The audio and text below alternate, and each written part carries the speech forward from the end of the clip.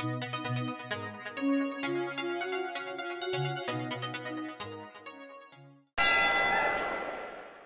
everyone, welcome to another episode of Beatdowns with the Boz.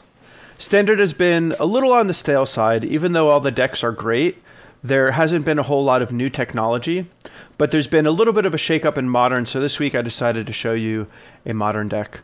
This is a Abzan midrange deck, but it's a lot more efficient than a lot of the old Abzan or Jund decks for that matter. Fatal Push has really shaken up the format, and at the last Grand Prix, Josh Utter-Leyton won with a deck similar to this that was Jund with white sideboard cards. But this is kind of the newest iteration of the deck. As the format is normalized a little bit, these Abzan decks have really been taking the limelight. So if you're unfamiliar with it, like I said, it's a hyper-efficient version of the green-black midrange decks that you're used to. There's only 18 lands, 12 of which are fetch lands. So it's actually only 6 lands that are tapping for mana. We have 8 0-mana cantrips, so we get to see all of our favorite cards more frequently. And notably, these Mishra's Baubles and Street Wraiths do a lot of good work pumping not only our Tarmogoyfs, but also our Death Shadows. We have 8 1-mana discard spells, so we get to rip our opponent's hand really fast. And we have 5 1-mana removal spells, 4 Fatal Push and 1 Path to Exile. The way that we win the game is with these 4 Tarmogoyfs and the 4 Death Shadows. In this deck, Tarmogoyf is likely going to be a 5/6 because creature instant sorcery is pretty typical, but we're going to be able to stick either a Mishra's Bauble or a Liliana of the Veil in the graveyard at some point. And if we ever get both, then our Tarmogoyfs are going to be 6/7s, which is pretty bonkers. Death Shadow is the other creature that will let us win the game, and it is also a totally bonkers card. Between all the shock lands, fetch lands, the Street Wraiths, the Thoughtseizes, we even have a Orzhov Charm to lower our life total. It's not uncommon to see a Death Shadow come out as early as turn 2, and after that, it's just going to keep getting bigger. This thing ends up being quite the powerhouse.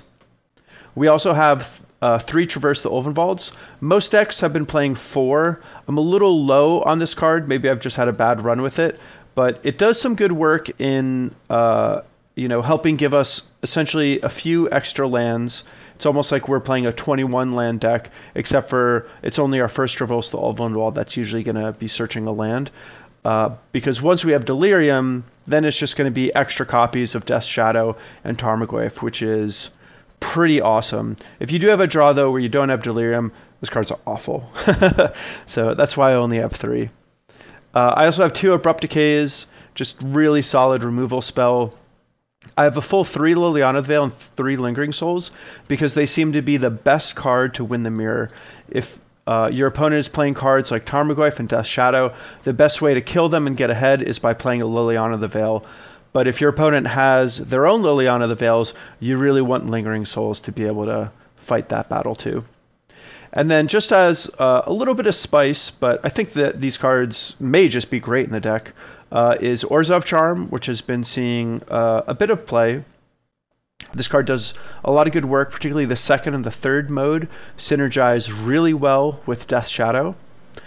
Being able to kill something and lose life pumps your Death Shadow. You may be even be able to use that inside of combat to pump up your Death Shadow unexpectedly. And then being able to get Death Shadow back at instant speed with the 3rd mode is pretty nuts also.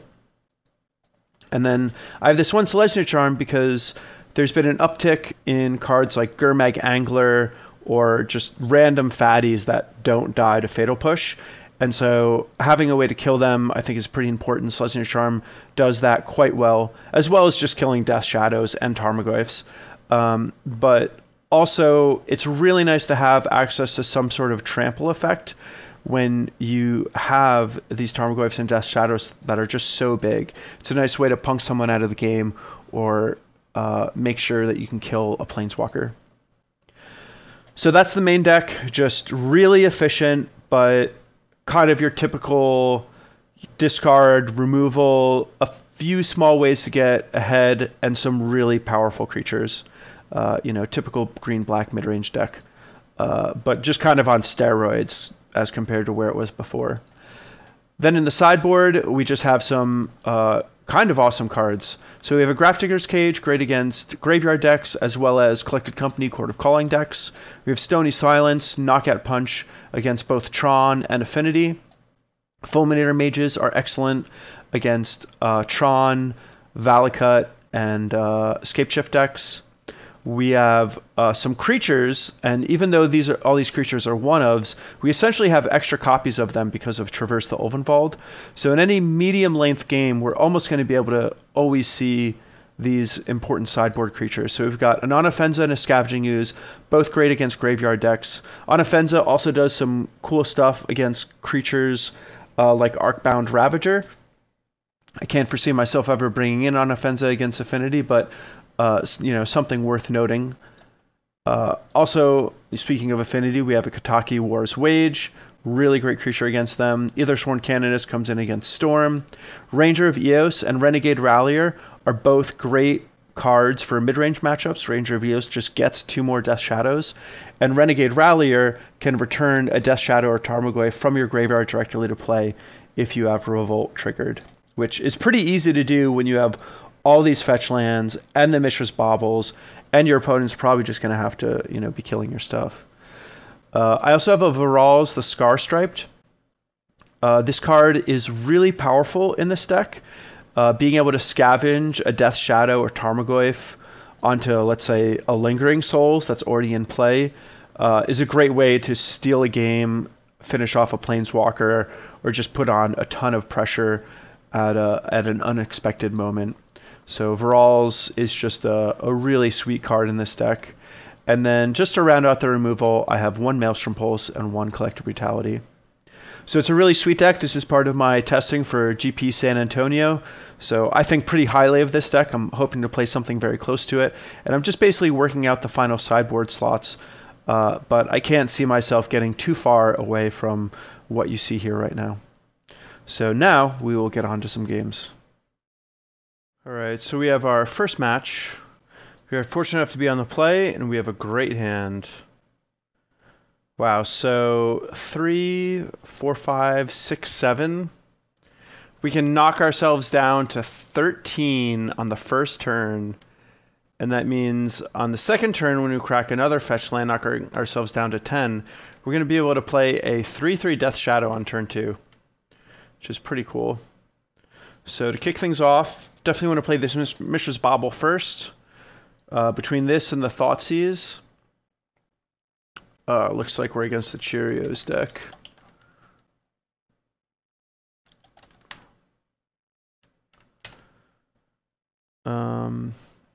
Might as well do the Street Wraith now just to get a little extra information before I actually Thoughtseize my opponent and decide what I'm going to take.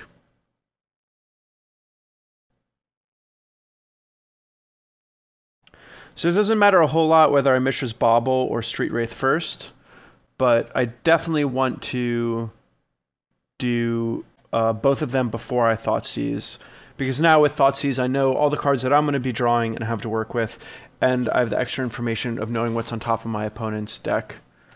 So he's got 2 Accorders, Opal. I think I'm going to be taking the Hurkyl's Recall. Taking the Mox Opal is not a bad idea, but it is legendary. In order to get any effect out of it, my opponent's going to have to play out his other artifacts. So I'm just going to take the Hurkyl's Recall. Basically, the way this deck does anything is by playing SRAM or a Puresteel Paladin, and then dumping a bunch of 0-mana artifacts onto the board, and and then it can, oh wow, so this is going to be crazy. I get to play 2 Death Shadows. Ooh la la.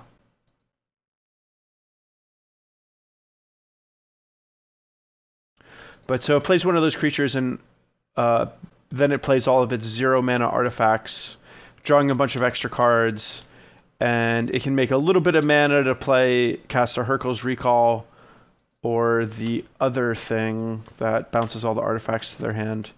And wow, this is just a massacre for my opponent. Holy cow. Our hand is so great. Might as well get Temple Garden, right? What a hand. Turn 1, Thoughtseize. Turn 2, double Death Shadow. Turn 3, attack for 12. Each opponent discards a card.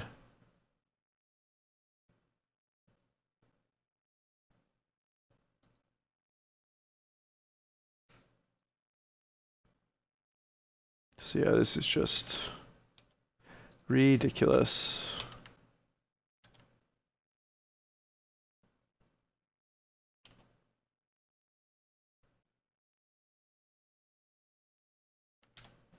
So it was a little bit of a decision point to discard Fatal Push or Selesnya Charm.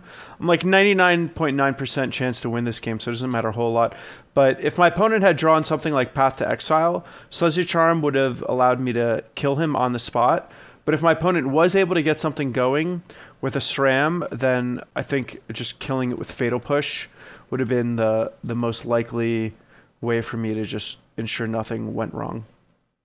So, in a matchup like this, I think the cards that we don't need are the Lingering Souls, that's for sure. We might not need this Orzhov Charm. I don't think we need this Selesnya Charm.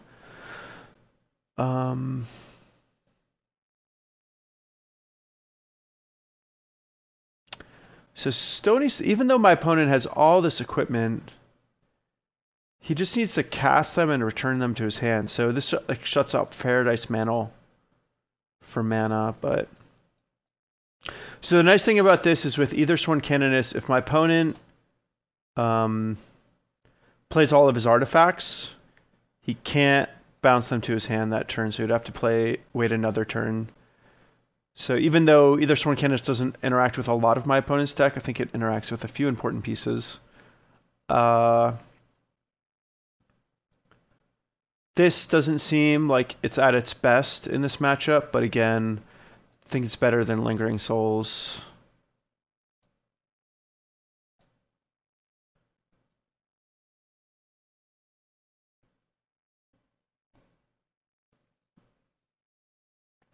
Probably want the Maelstrom Pulse just to kill random stuff. I think Unoffensive is a good way to just slightly increase my clock. And then I'll just keep the Orzhov Charm. So this is definitely feeling like a matchup where I'm a little unprepared. And maybe I'm just like making a mistake that I should definitely have Stony Silence, but I don't think it would actually do that much. I think my opponent would just be able to kill me through it. And I wouldn't mind having this Collective Brutality, but my opponent has so many ways to pump the toughness on those creatures that it feels a little awkward. I guess it's probably... It's probably better than Unoffensive. So go like that. I do kind of like the Unoffensive as just like a random way to marginally increase the clock. But we should be good on threats, I think. So this is definitely a keepable hand. We would go turn 1 Thoughtseize into a removal spell. Wow.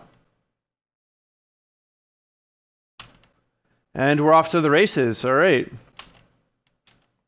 Well, this could be bad.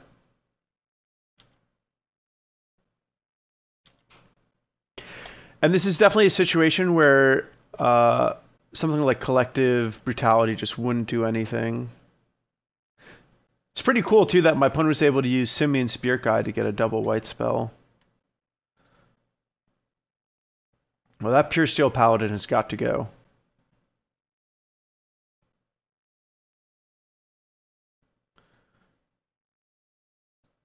You can get out of here. Next turn, I'll be on track to Thoughtseize and maybe something else. I could also consider just playing Kataki and just really shutting down my opponent's mana. I could also just Thoughtseize first. There's a chance my opponent has something like Path to Exile. I don't think it's likely, but I don't think I really lose very much by doing it this way. I only have something to gain. Monastery Mentor, wow.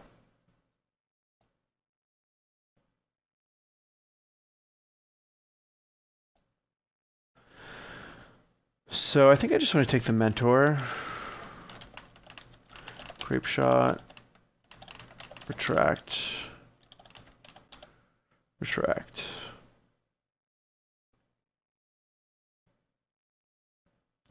And I am just not going to cast my Traverse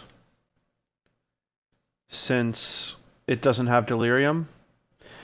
And this is one of the situations where the Traverses bug me a little bit.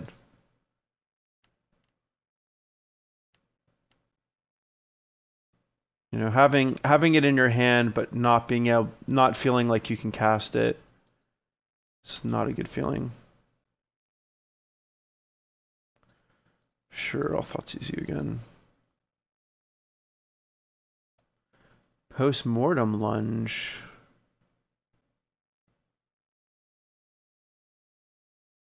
Wow.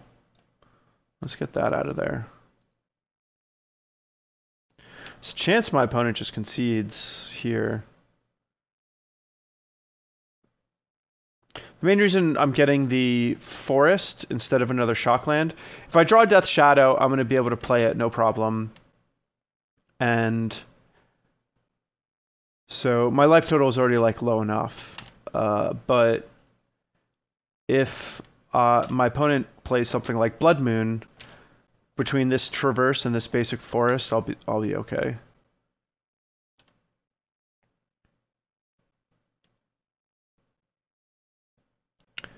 And now we begin the very, very slow grind. Attacking for 1. Or 2, actually, excuse me. The humble beats.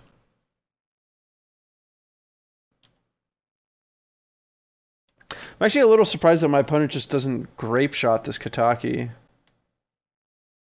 But I suppose he's just looking to build up a little more mana so he can do it without losing his artifacts.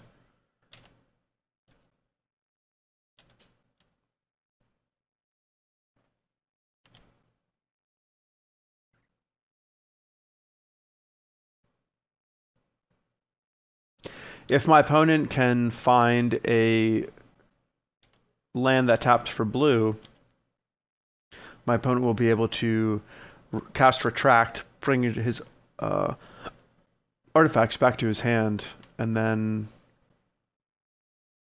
he'll be all fine to cast the Grape Shot and not lose his artifacts. Ugh. This kind of stinks.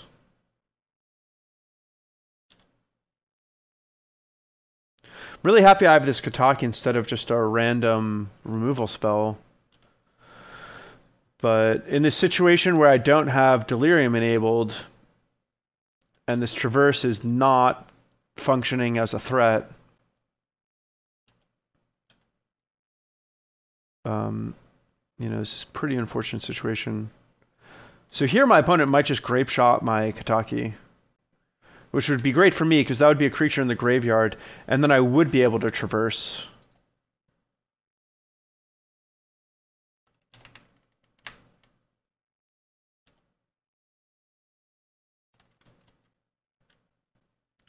And a Tarmogoyf is certainly exactly what the doctor ordered.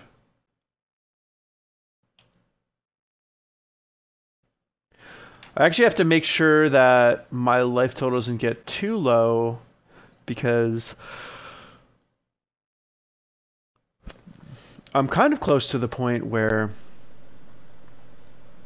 my opponent wouldn't even need to do a Grape Shot for that much. You know, and he'd be able to kill me. So I think this is a good opportunity.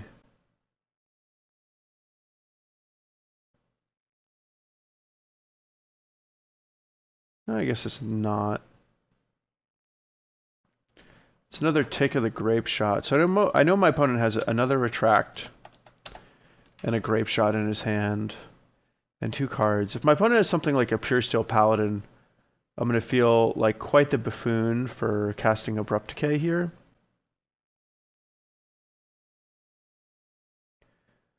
But if my opponent recasts both of these, casts Retract, returns them to his hand, replays them again, that puts the storm count at 5. Yeah, it's starting to get a little close to actually killing me. My opponent has another one of these effects. He could kill me.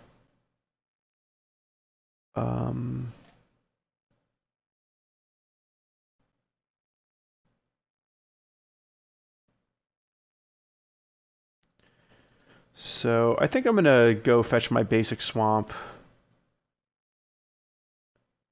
and kill one of these now. Is there any difference? I'll just go after this one.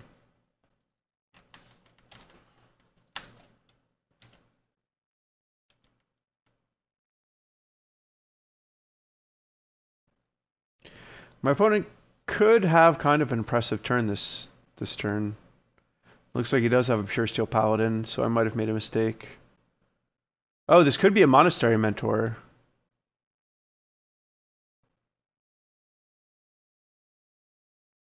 What? 4 mana. Ugh.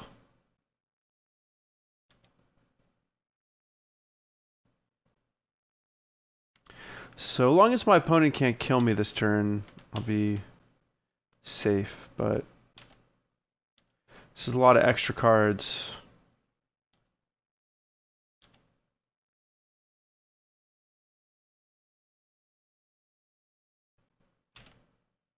And so this Mox Opal will allow my opponent to bounce all of these and play them all again.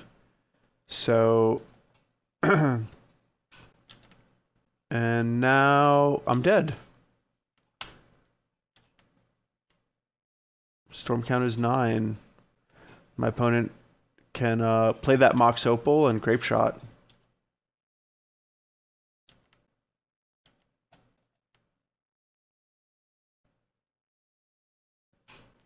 So for those of you who have not seen this, might as well allow my opponent to play it out so you can see exactly how it works. But basically, as my opponent's playing extra artifacts, these Puresteel Paladins are drawing him a card, and particularly with the Mox Opal ends up, you know, making some mana, and then my opponent can just Grape Shot. So pretty impressive.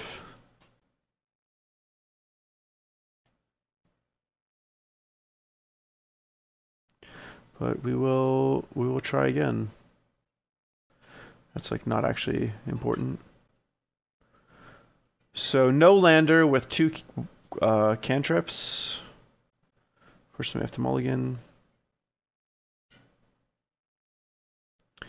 And so this hand makes me a little nervous, but I'm going to keep it.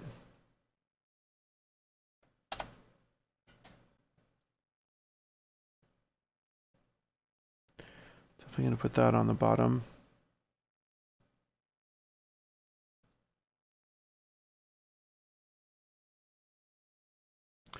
I will take the opportunity to see what's on top of my deck. Don't think I want that, so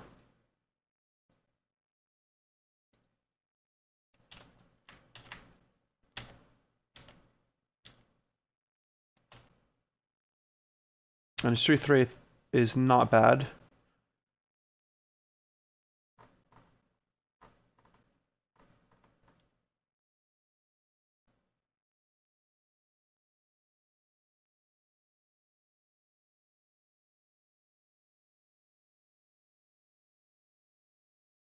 wonder what are the odds that my opponent has Blood Moon.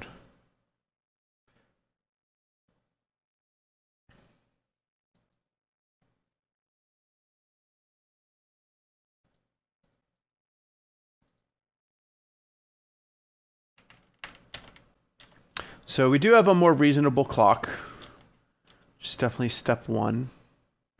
But my opponent could just play something like a Puresteel Paladin and really run away with things.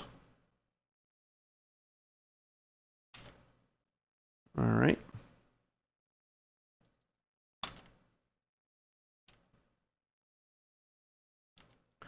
This is definitely a bit of a problem.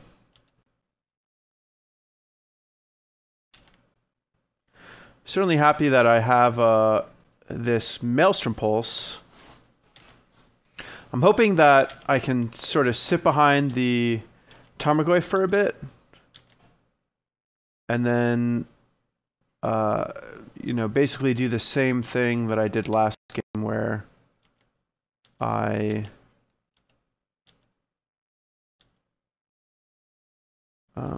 you know, get to lock down my opponent's mana with the Kataki. Might as well get a basic swamp with this Verdant Catacombs, I think.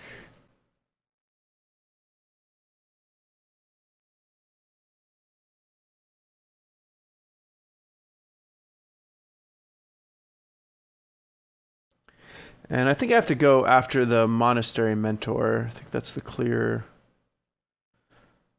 clear choice.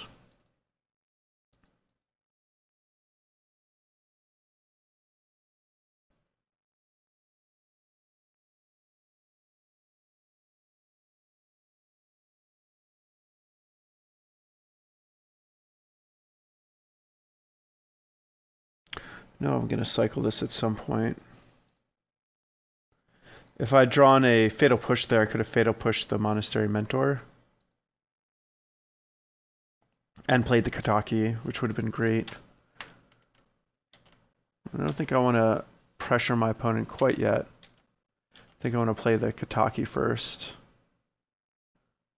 because my opponent could potentially have like a big turn.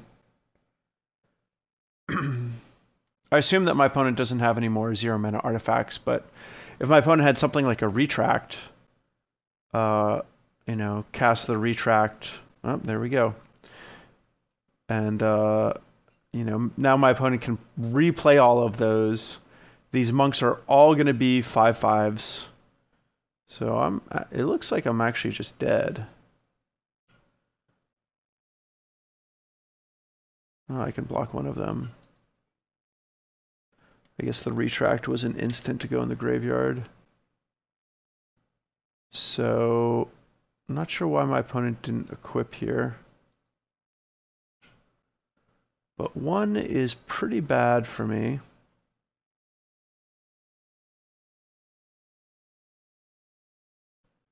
Oops. I'm actually really lucky that I didn't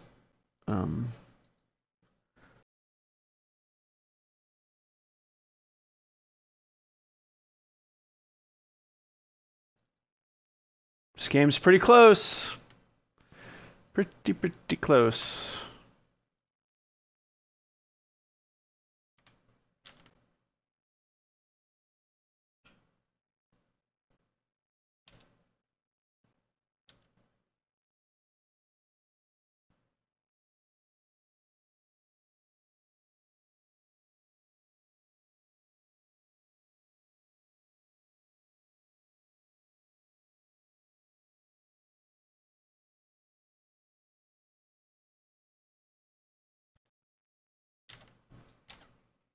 So my opponent can force the issue and attack with both of his creatures.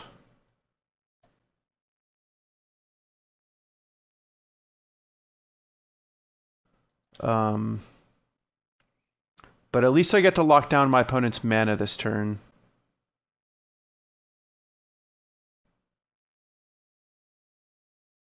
But my opponent can move the equipment around however he or she wants. But if my opponent attacks with both, then I'm going to be able to trade with one and block the other for free with Tarmogoyf, so I feel like my opponent probably still wants to attack with both, though, because I have this Liliana.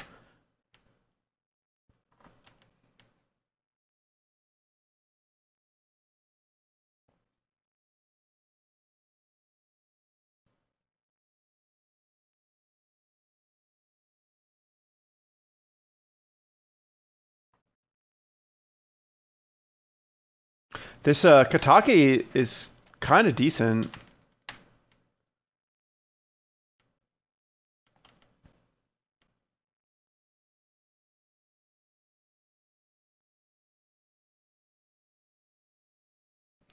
This is definitely the best way for my opponent to do it, because my opponent gets to attack with both, forces me to block and trade with my Kataki.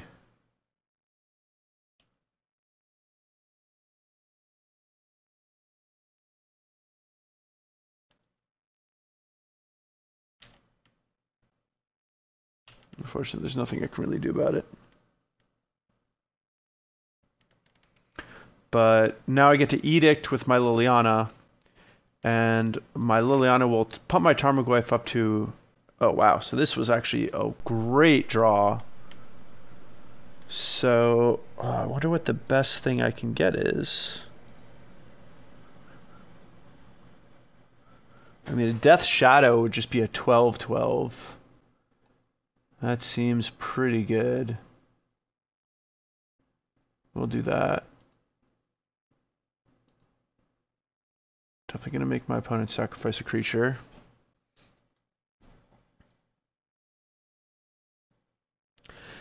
And my opponent can still just top deck a Grape Shot and kill me.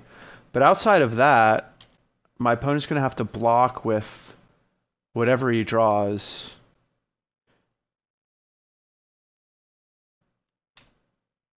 So that's going to be a chump blocker. And it's not even going to get to do that. Wow, close game. That was pretty exciting. Not gonna lie. Next one. So here we are in the second game. I'm on the draw, but I have a pretty nice hand. I have a cantrip. I get to play a turn 1 discard card. And I have turn 2 Tarmogoyf, or maybe turn 2 double Death Shadow. And it looks like I'm against Dredge. This could be some sort of black-red vampire deck, but I feel like that's unlikely.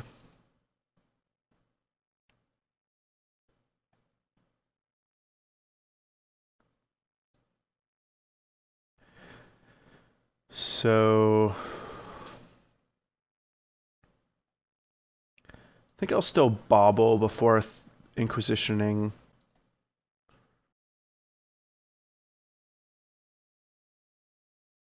There's a chance that once I Inquisition, my opponent responds with the Neonate. But I feel like it's more likely that my opponent won't. Alright. Well, I think I'm going to be choosing Faithless Looting here.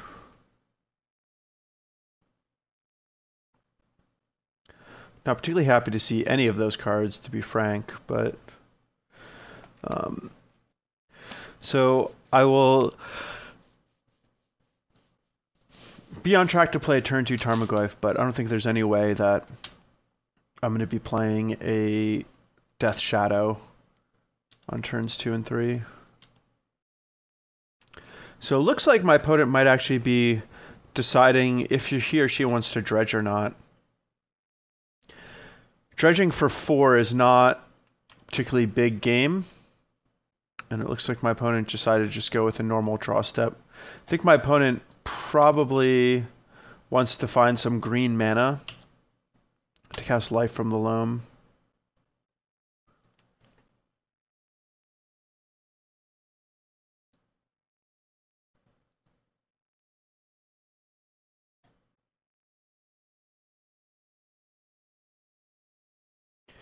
me being able to play this Tarmogoyf as a 4/5 when I know that there's a good chance my opponent is only going to be able to conflagrate for 4. It's like pretty important. My opponent could draw green mana though. That would be nice. That's when the conflagrates get big. Well, that's not very good. So this looks like a situation where the Dredge deck just isn't functioning.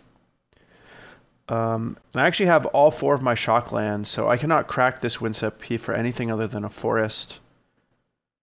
Which is a little annoying. If I played my Death Shadows, they'd just be 1/1s. And my opponent could easily conflagrate them. So I'm gonna unfortunately not play them this turn. And on the following turn, I will play Temple Garden untapped.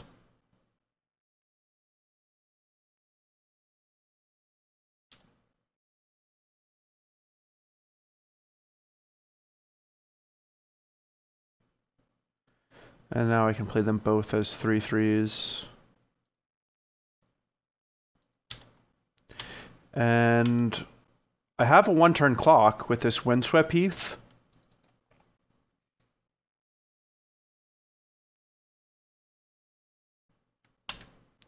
Ooh, that is not going to do it. Looks like we have an easy win. All right.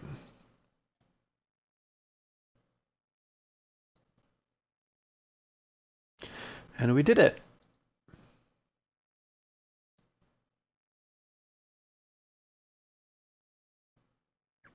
All right, so this is a matchup where we've got some good stuff.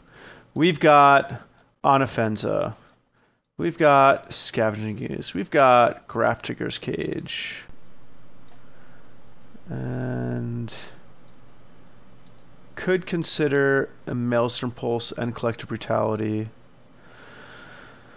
So a lot of the removal we have is not very good. So Fatal Push is on the chopping block. Trample on Selesnya Charm might actually be a good way to help us finish the game.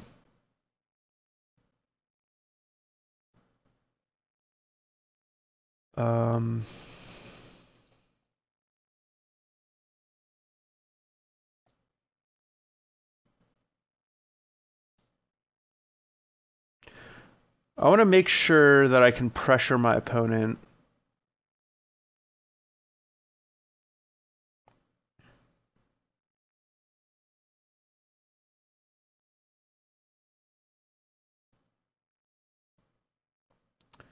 So I think I'm going to leave, since I'm bringing in these other threats.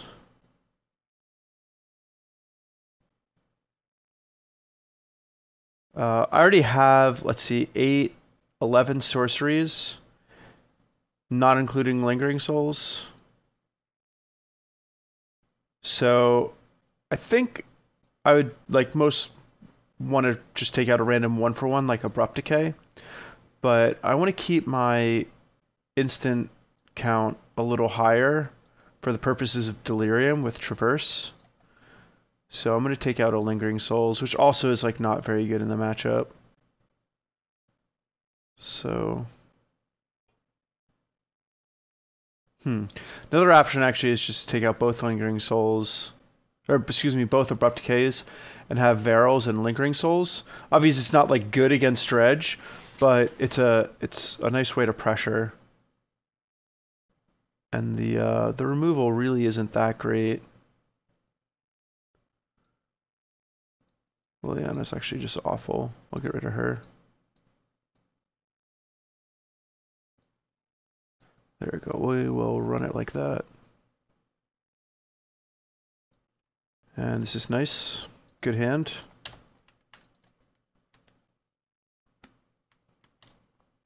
There's even a chance that I may just want to have like Renegade Rallier. Just like a creature that like hops on the board, does a little something, pressures the opponent.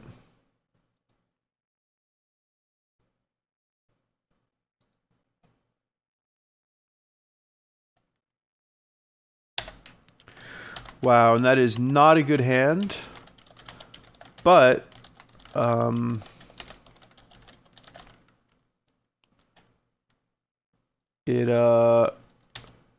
I mean, he's got some dredgers and he's got Faithless Looting.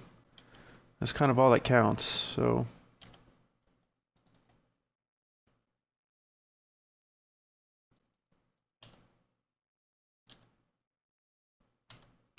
And he's dredging. Or she. Who knows? So without a Conflagrate already in the graveyard, I shouldn't need to worry about blocking this Bloodghast.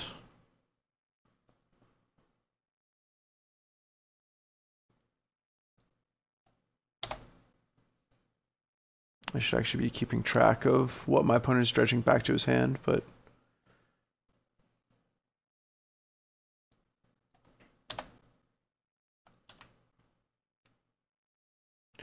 I'm just gonna not worry about it.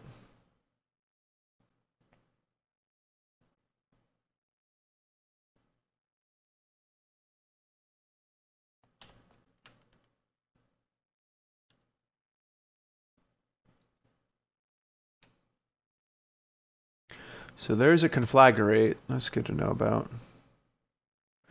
So I don't think there's any... Oh, there is an instant.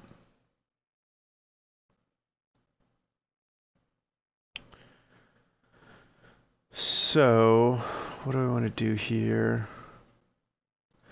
There's a chance that my opponent tries to Conflagrate my Tarmogoyf, and I can save it with Selesnya Charm, which would be pretty epic.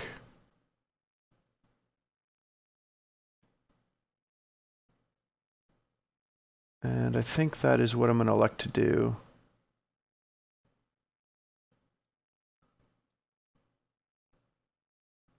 With 2 mountains in my opponent's hand from before, I wouldn't be surprised if he's just out of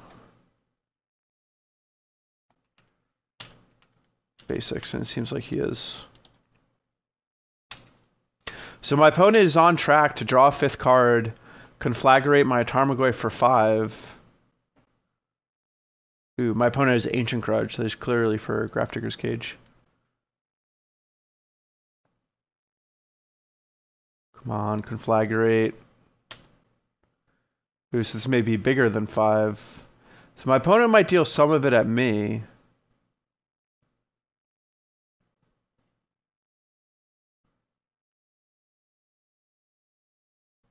If I got to save my Tarmogoyf with Selesnya Charm right now, I would feel so justified for playing it. I would just be like, yes, this is why I'm playing this card.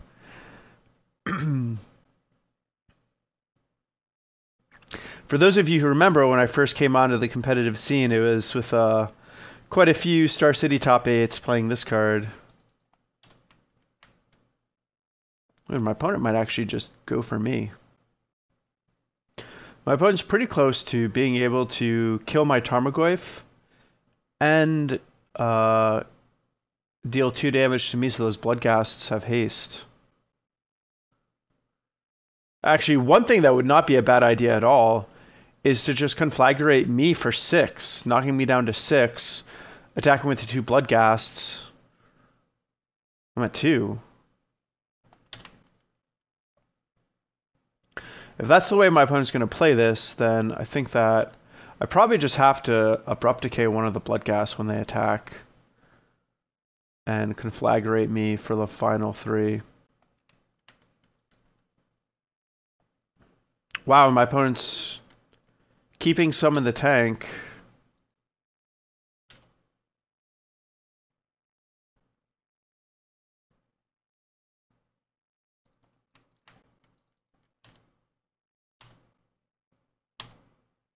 Wow, 2 amalgams.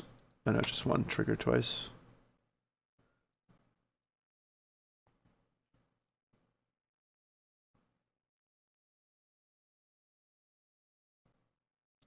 So my opponent will draw Loam and then cast it, getting 3 lands back. So I'll have 6 cards. So that means, or opponent can play a land, so he's 5 cards. So that means I don't think I can attack with anything, because they need to be able to block 3 attackers. And if my opponent dredges any his last Bloodghast, then I'm toast. So it doesn't look like I can attack here.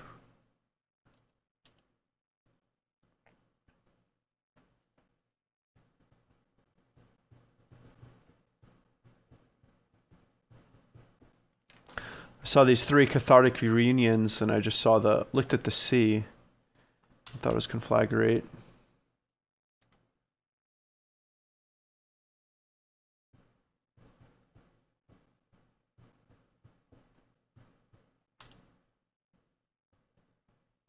Ooh, now there's a Vengeful Pharaoh. The last Bloodghast. 2 Narcomoebas? Oh man. This all of a sudden got real bad for me. And here's the other Conflagrate.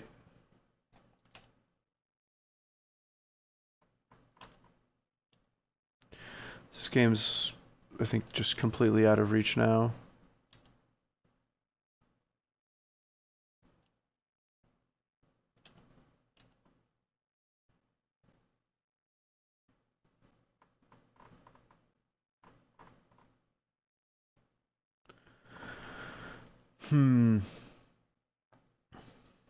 I need a Scavenging Ooze and a lot of extra mana.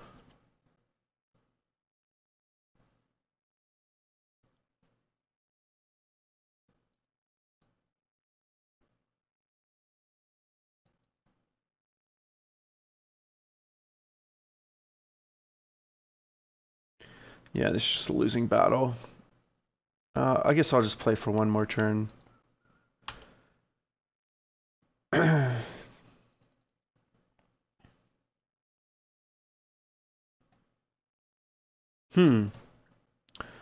Actually, maybe I just made yet another mistake. Maybe I should have taken more damage. No, because then my opponent would just finish me off with the Conflagrate.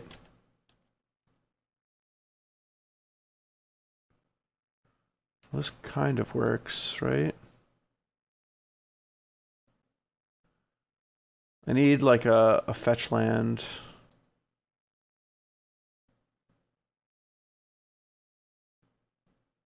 Wow, Pachuca Bug. Well, if my opponent doesn't make the right block, like that just, I don't know, blocks the Death Shadow and doesn't block the Tarmogoyf. Nope, Selesnya Charm will not do it, unfortunately. It almost does, but I think I'd rather not reveal to my opponent that I have Selesnya Charm. So I think at this point, I will just concede. Maybe we'll go to the next one.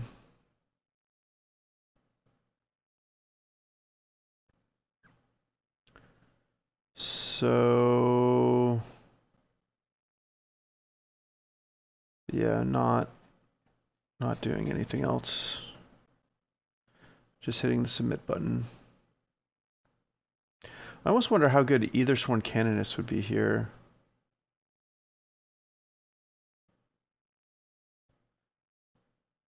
Ooh, this is great. So I'm kind of inclined to I'm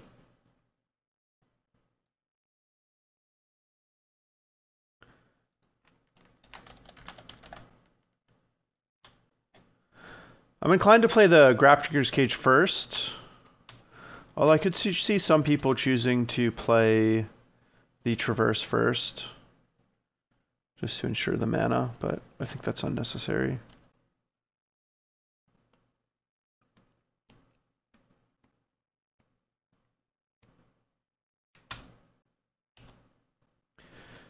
And this is exactly why I wanted to play the sideboard card first. But after seeing my hand, I feel like there's a very good chance, yeah, my opponent just takes the Traverse.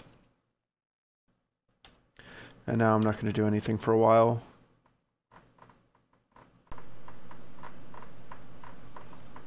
Because I had 2 pieces of graveyard hate, I feel like it was a little more acceptable to play the Traverse, but I had the Mishra's Bauble and my following draw step as a, way to find a land without casting the Traverse, so.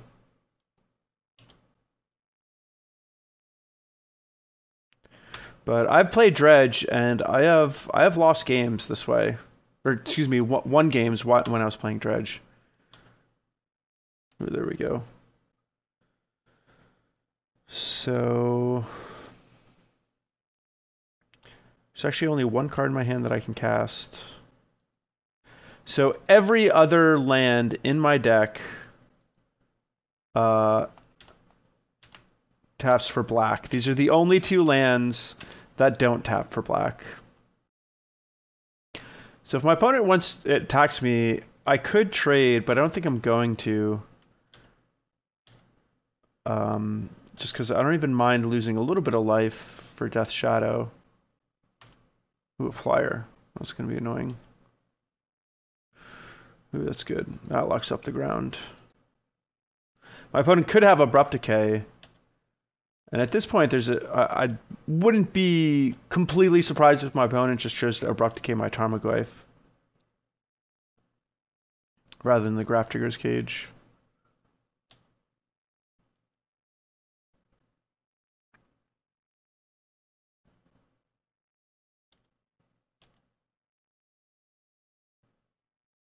Ooh, there we go. Now we're in business. So let's see here.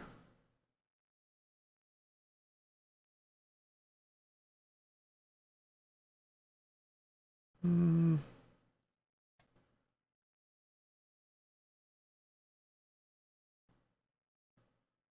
feel like I can attack with the Tarmogoyf.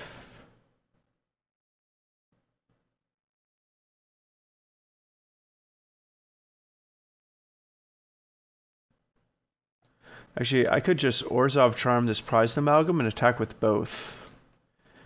And then eat the Amalgam with my Scavenging Ooze. I think that's what I'm going to do.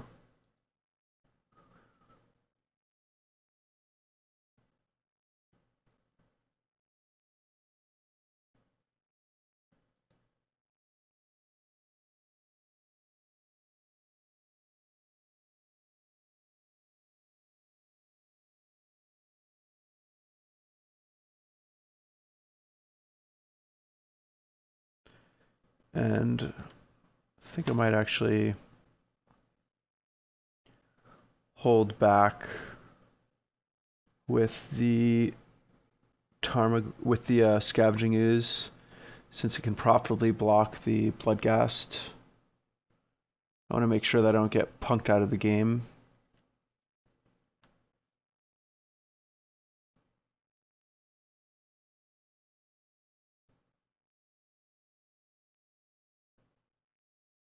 All right, looks like my opponent has thrown in the towel. All right, here we are in our next match. We get to be on the play. Ugh. So this hand does not look very good. We can put sorcery, artifact, land into the graveyard, putting 3 types into the graveyard, but there's not 4 for this Traverse if we had like an instant. But there's only 8 instants in the deck. And 4 lands is already more lands than I'd normally want to have in a draw in this deck. And then there's a chance the Mishra's Bauble would be a land, so I feel like I should probably mulligan it, but at least I get to Mishra's Bauble myself, and then I can, depending on what the top card is, I can crack a fetch land or play the Overgrown Tomb. And so it's almost like I got 3 shots to draw an instant or a creature. So I think I've kind of talked myself into keeping it, but I don't feel super confident. If my opponent is able to like properly 1-for-1 me, then there's a good chance that I just kind of end up with a mana heavy draw where I'm flooding out. So I don't think Souls counts as something that I want.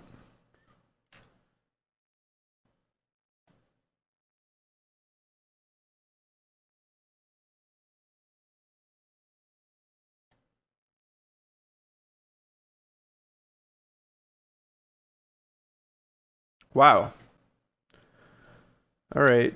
So a big Abzan deck. So we've got... The others are just 1-for-1s.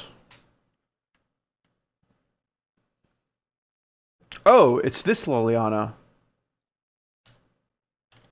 Yeah, I guess that was still probably the right choice, but... So now, after seeing my opponent's hand, I obviously kind of wish... Still had the Lingering Souls, but...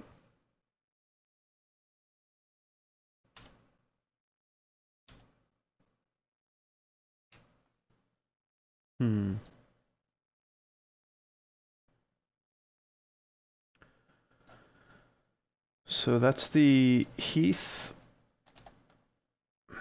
and the Hierarch.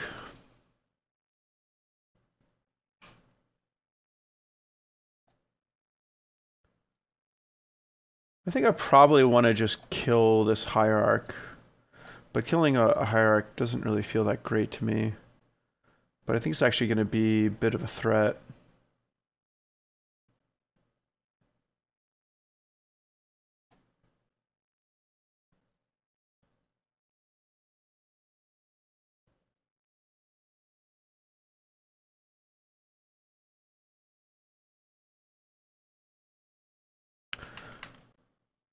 The other option is to just play a 1/1 Death Shadow.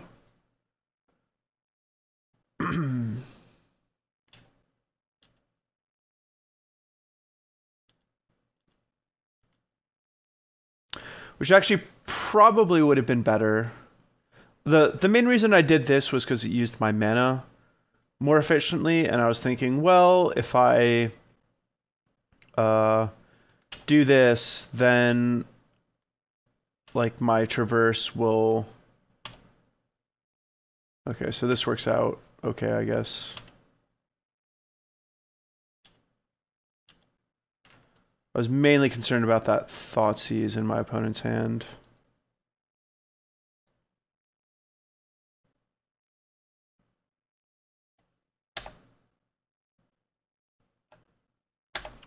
I think I still probably would have been better off though playing the 1/1 Death Shadow.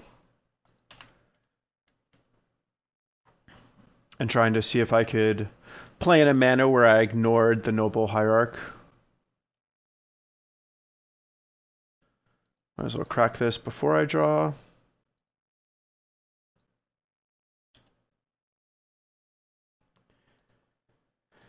And before I go crazy on things, I might as well see if my opponent has a path to exile. Grimflayer. It's kind of a good one.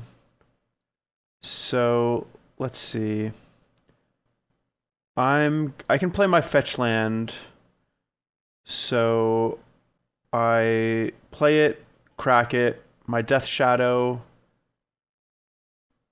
Oh, I haven't taken 2 damage yet. So that would put me to... I think I want to take the Grimflayer. So I think the Siege Rhino will basically be uncastable.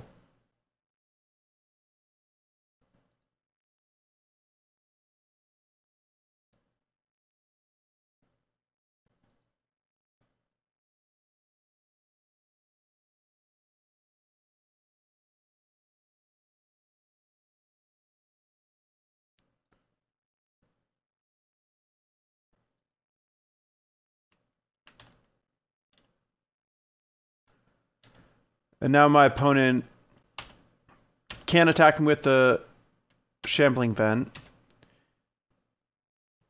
Ooh, Actually, my opponent can just play Siege Rhino and chump block with it. I might have sealed my fate. I guess it depends on what I have. Wouldn't have been any different with yeah, maybe he was too aggressive to crack that other fetch land.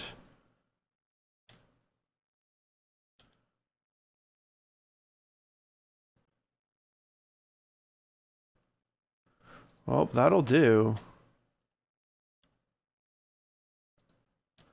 This Street Wraith was a good top deck. Now I am dead to another Rhino. It's got one fetch land and two unknowns.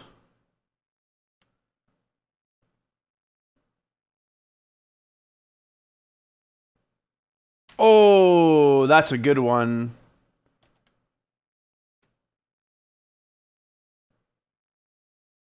So now I need Selesnya Charm. Selesnya Charm's my only hope. And to be fair, if I had 3 more life, it wouldn't matter. Gross.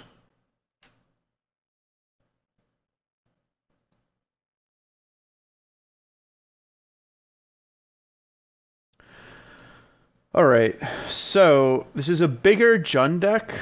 But I think the way I want to play is just bring in all my stuff and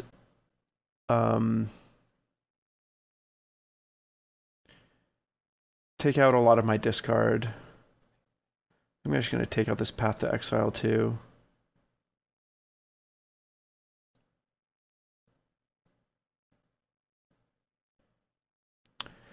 So I think it's a little bit of a question whether I keep in 3 Thoughtseizes or 3 Inquisitions. I think if my opponent is going to have cards like Siege Rhino and Noble Hierarch, that there's a chance my opponent also has cards like Gideon, which would be really hard for me to deal with. So I'm going to keep the Thoughtseizes instead of the Inquisitions. I could also consider Collective Brutality as a decent card, but I feel like it's going to kill very few creatures. It might hit a Grimflayer, it might hit a Noble Hierarch, but I feel like most of the stuff in the matchup is going to be too big. So I think I'll just run it like this. And this is fine.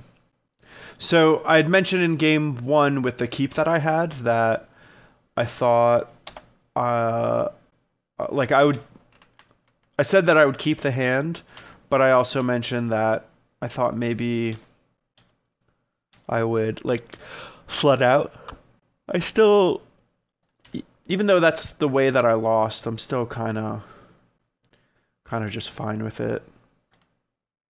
With the keep, that is.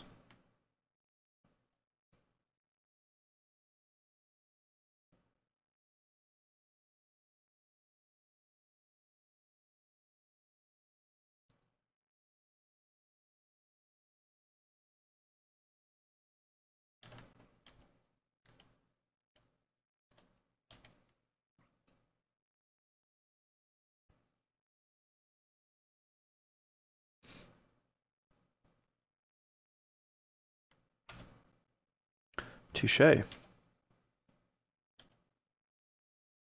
Man, a fetch land would have been really good here. Just so that I could play a 2-drop or a 2-mana removal spell and the and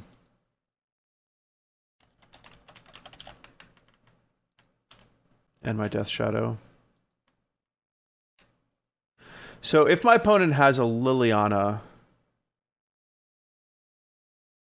I think that I'll be Dobbs. So I'm going to attack. And if my opponent blocks, I'll Selesnya Charm and pray that he doesn't have a Slaughter Pact.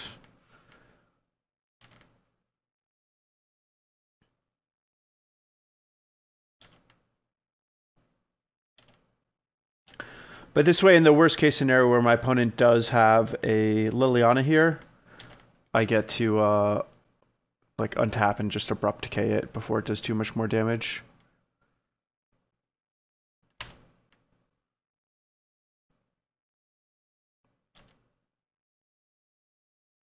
So I'm obviously unhappy with this, but could be worse.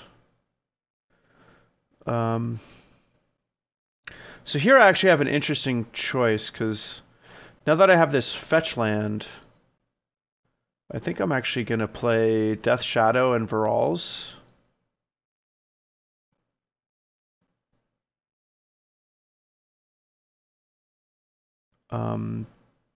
Because I should be able to discard my Abrupt Decay to the Liliana, and then Maelstrom Pulse whatever blocker there is, and kill the Liliana for free.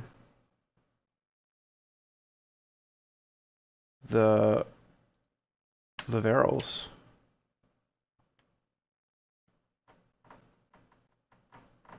Oh, and this is actually a lethal attack. I can just sacrifice Death Shadow to regenerate Virals, and then just scavenge the Death Shadow onto Virals. So actually, if my opponent, even through a blocker, I actually have a lethal attack. Hot damn. That is sweet. So if my opponent taps out, my opponent's dead. And even if my opponent keeps some mana open,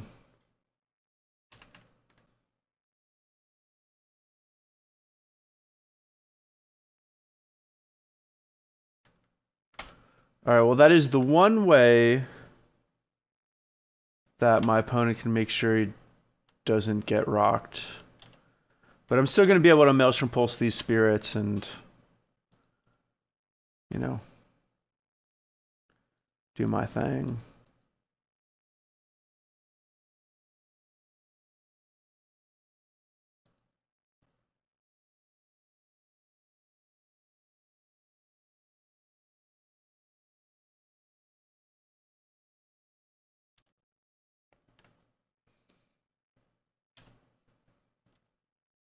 And I'm hoping my opponent will just play something like a Siege Rhino, pump up my Death Shadow, give me something easy to 1-for-1 with the Liliana, and then I'll have the Liliana advantage.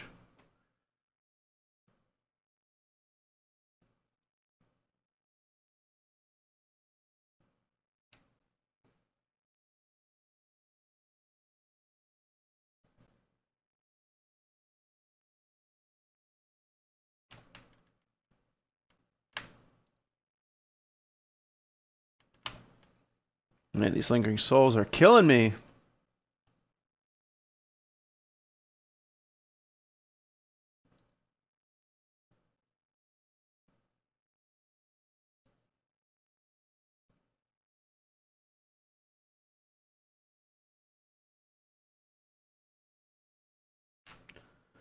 These top cards in my opponent's library? Man.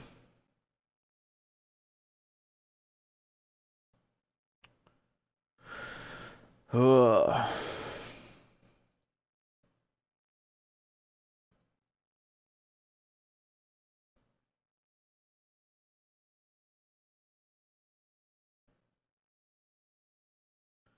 It's not really anything good for me to do here. Kind of getting beat up by the bigger deck.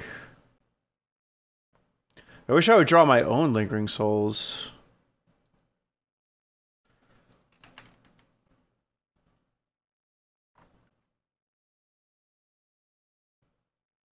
Man, that Nile Spellbomb did a lot.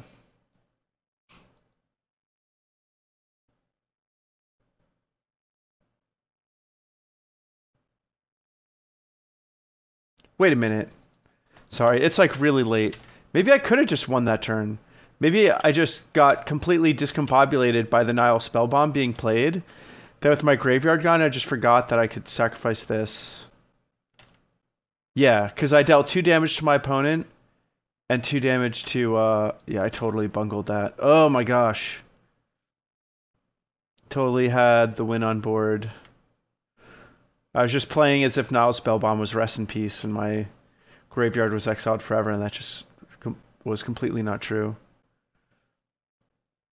I'm sure you guys are all screaming at the screen. Boz, what are you doing? You talked about the winning play and then you just didn't do it.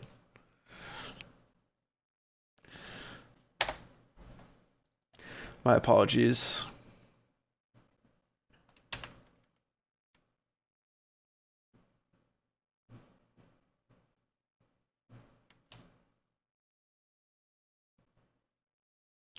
I mean, I kind of want to Fatal Push it, but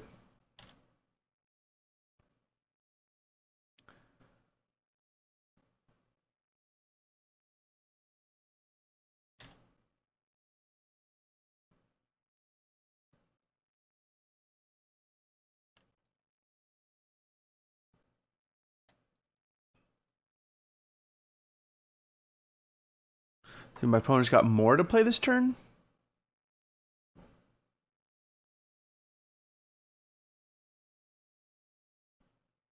Oh, he's got another Lingering Souls to play. We already used my one Maelstrom Pulse. So I'm kind of dead in that regard.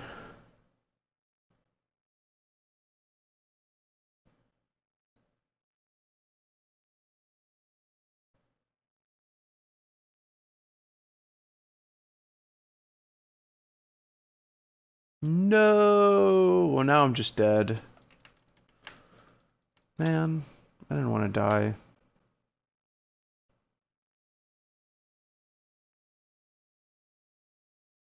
I do deserve to die, though.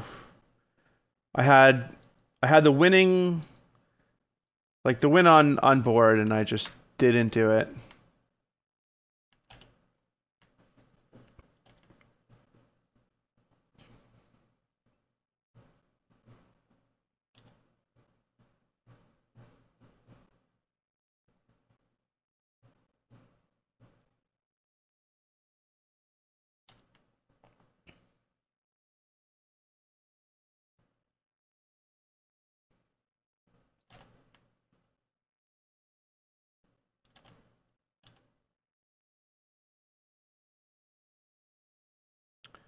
So my opponent can attack me for 5. Yeah, we can just go to the next one.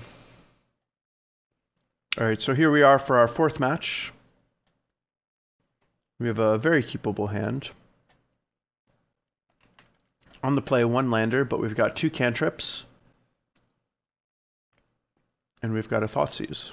So, kind of all set.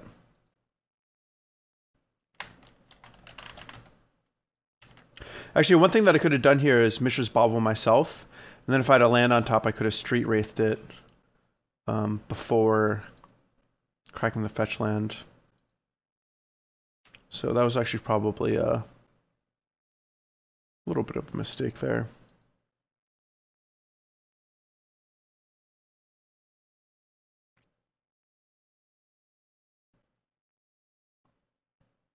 Wow, we're against... This looks like Death Shadow Abzan because of the Traverse.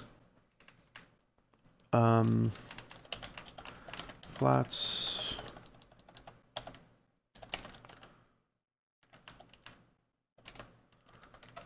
Flats. Seize. Inquisition.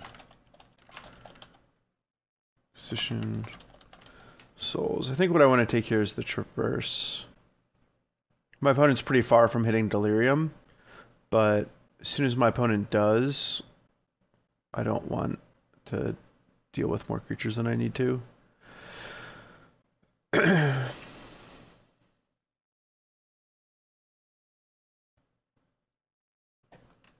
think that's the move, at least.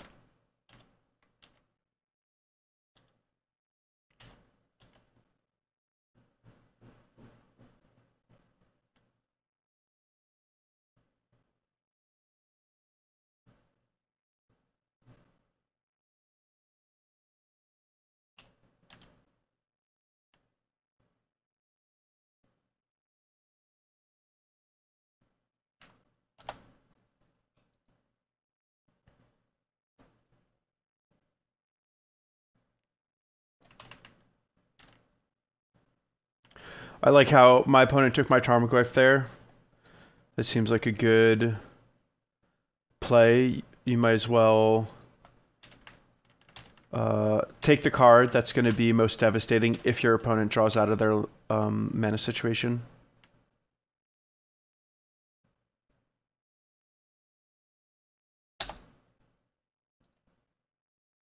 My opponent's probably going to do a double take on that Tarmogoyf.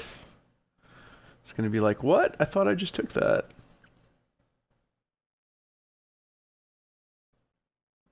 So in a situation like this, even though I have 18 lands, it's more like I have 21 lands because I have 3 traverses that'll all basically be a land drop. So my opponent has a Marsh Flats in hand and a Lingering Souls.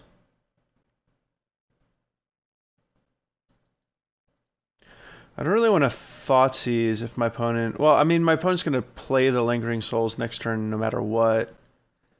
So I might as well take half of it while I can.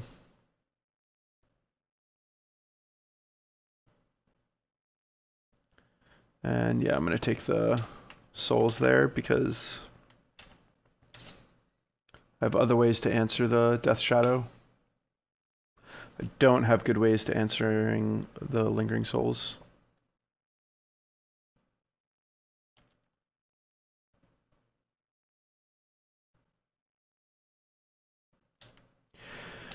And here my opponent can actually flash back Lingering Souls and Death Shadow. So it's a pretty good turn for my opponent. I can deal with much of it, but not all of it.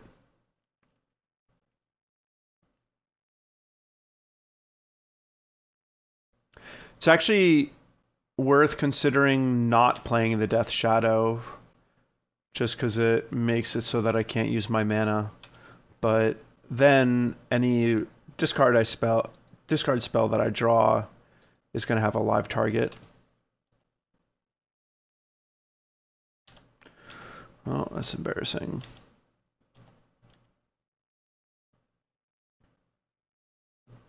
So I'm going to take the 2 damage here because I'm deathly afraid of Liliana the Veil. And it is only 2 damage.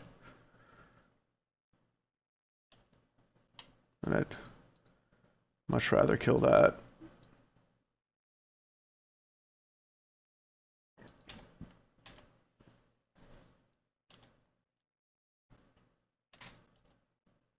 Well, at least there's only 2 Lingering Souls instead of like 4.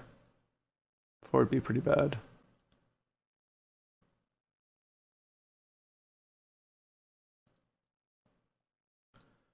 I do want to be able to tap out for whatever I draw. Feels awful to do that, but I'm getting to the point where I have to really worry about dying.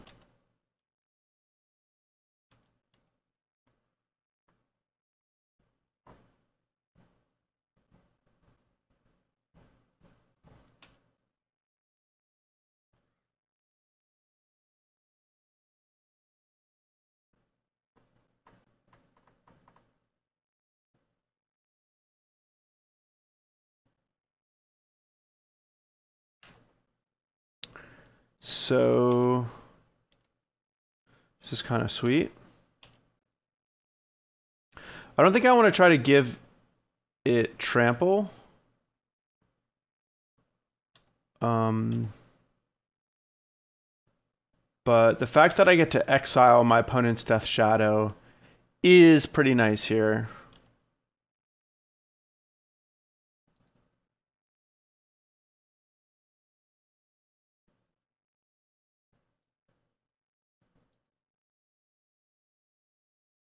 Now I don't have to worry about any Virals or really any kind of shenanigans. Liliana buying it back.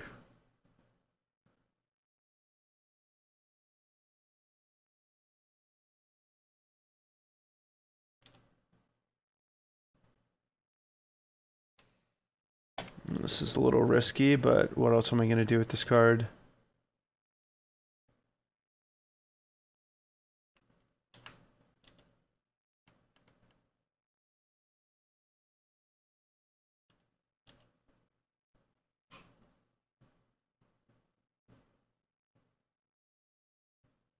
Hmm.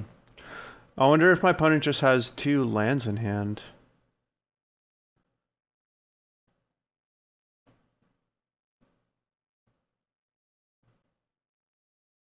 I wonder if my opponent has Orzhov Charm. Oh, my opponent has Orzhov Charm. And I'm dead. GG. That'll do it. Both the charms were kind of good. They were just like an extra copy of Death Shadow. Alright, so I'm just going to sideboard the way that I did against the big Abzan deck.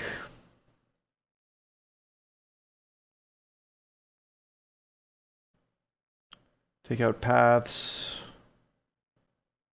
And this time around, I think I'm going to keep the Thoughtseizes instead of the Inquisitions.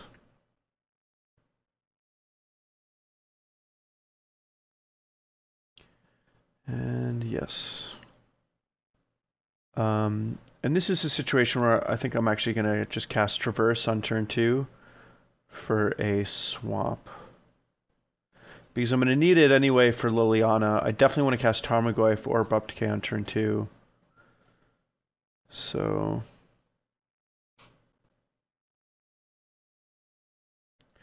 this Traverse is just going to be a land. I'm just going to not Traverse this turn.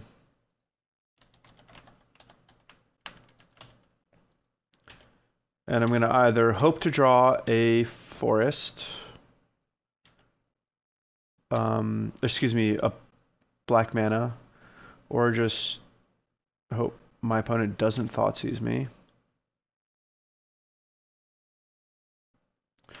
Alright, well that works, I guess. Got lucky.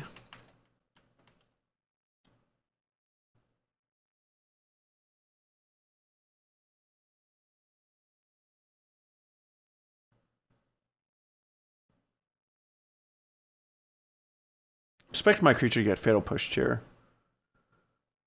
Yeah. A little bit closer to Delirium. If I cast this Abrupt Decay, I will have Delirium. Which will be nice.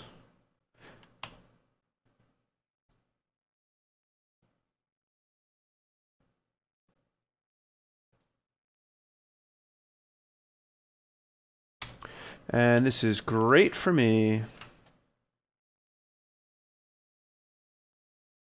So I think I'm actually going to hold on to this Mishra's Bauble because I can potentially traverse for a Renegade Rallier and cast it and crack the Bauble in the same turn. That would be pretty nice. It looks like my opponent's spinning his wheels, looking for anything that does something. I'm actually very far away from being able to cast my own Death Shadow. And here my opponent actually gets to play 2 things, which is pretty valuable.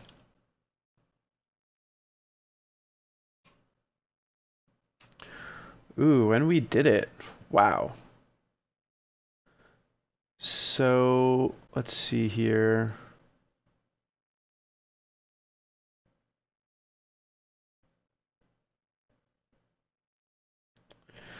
So I can Renegade Rallier for a... Or I can Traverse for a Renegade Rallier. I can't play this Death Shadow. Through put me at 14. Yeah, that's not good enough.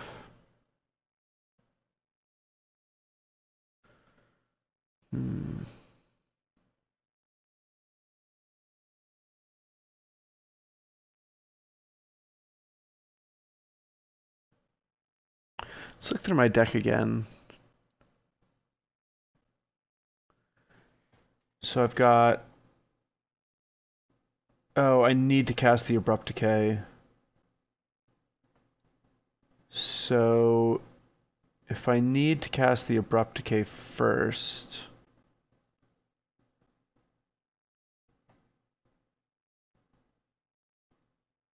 And I'm definitely not going to get Renegade Rallier.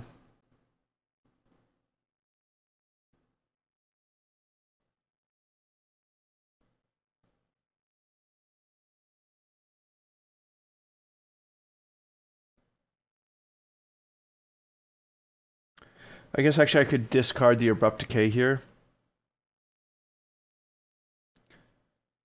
Yeah, that's what I'll do.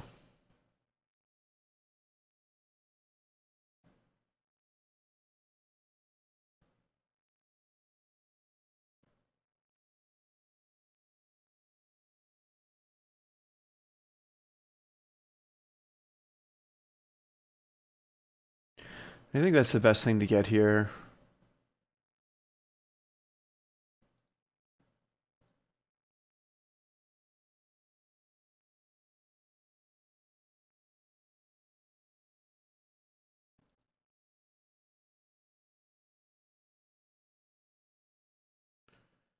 And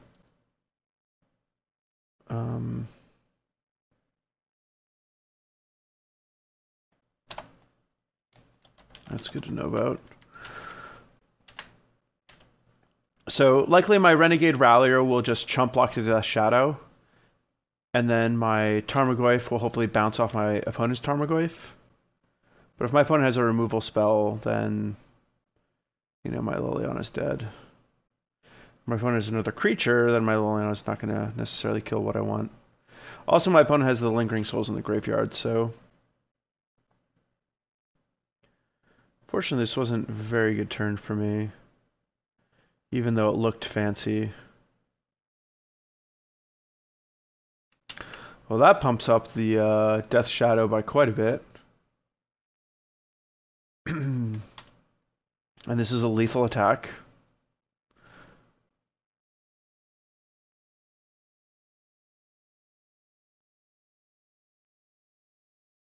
These both going at Liliana? Yes, they are.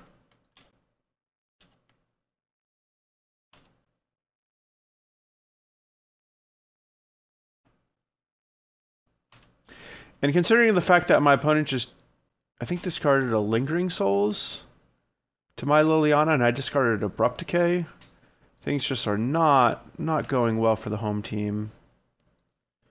Especially not with that land. Jeez.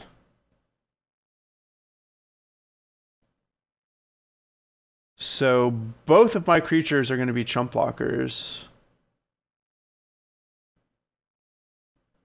And I'm just completely Dobbs here.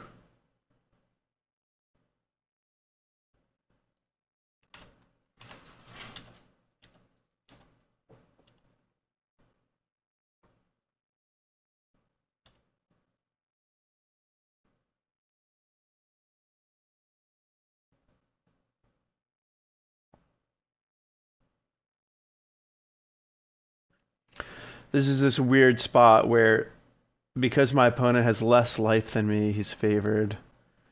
But attacking gets really weird because, you know, if my opponent hurts me, my Death Shadow gets huge. So if my opponent has Collective Brutality, or Selesnya Charm, or a Street Wraith, then I'm just dead to this Death Shadow. But I don't think I'm getting anywhere by chump blocking it. The other thing too, actually, is if I don't chump block it, then I'm just definitely dead to all the things that I mentioned, plus the Lingering Souls that's in the graveyard. So that means it's not even like I could draw a removal spell and win. What would I need to draw to get out of this?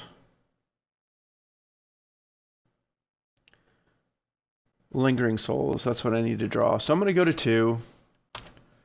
Just not going to block. Sweet.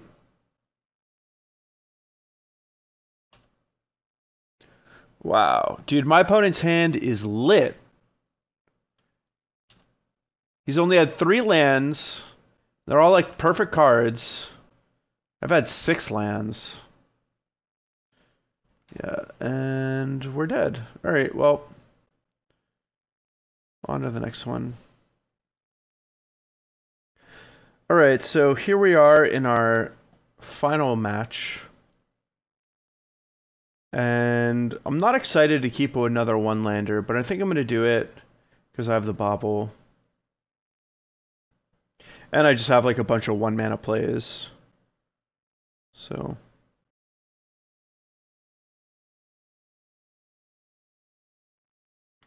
And so this time I will elect to bauble myself. And that means there's a good chance that I'm going to crack my fetch land. End of turn. But if I'm against...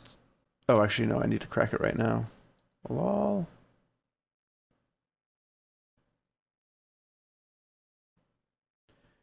And I really don't want to cast this Path to Exile. So I'm going to get Overgrown Tomb instead. Also because it helps with, in case I top deck a Traverse. Whereas Godless Shrine would not. Wow, and speak of the devil. So that worked out. Ooh, could we be against Merfolk? Ancestral Vision.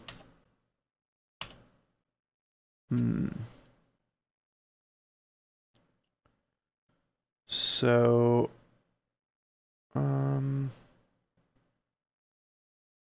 like to get some pressure. If I play this fetch land, it only knocks me down to 14, so I'm probably up against a deck that's going to have Path to Exile also. But I'm gonna Traverse here.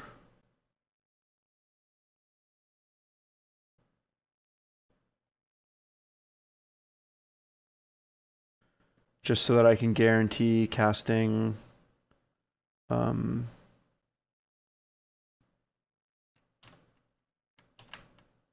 Lingering Souls next turn.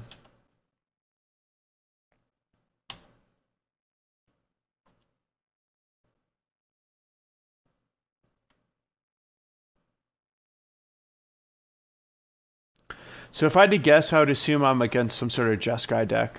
Seems like a lot of the black-blue style, like Grixis decks and whatnot, have not been playing Ancestral as like their source of card advantage.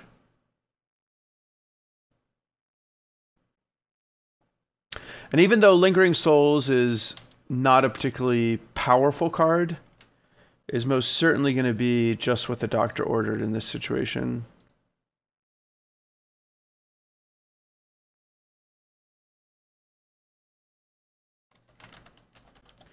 Lingering Souls is good against Lightning Bolt. If my opponent has something like 4-mana Jace, I'm obviously going to be a little on the disappointed side. Ooh, Thoughtseize.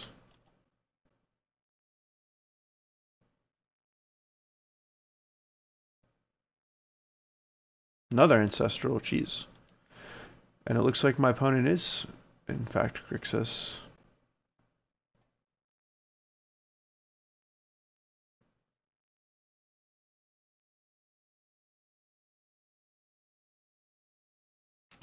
So I have to imagine that my opponent has something like a mana leak here.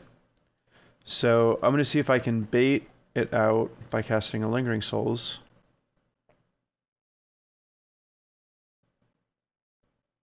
Wow, Counter Squall.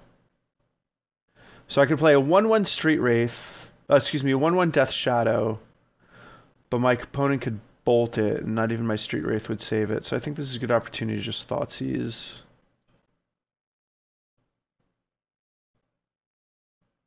Wow, Cryptic Commands galore.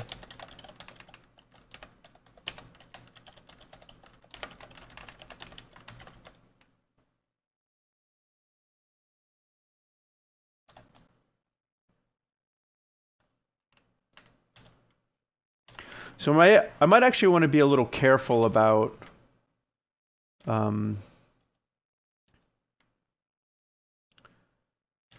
casting the Street Wraith.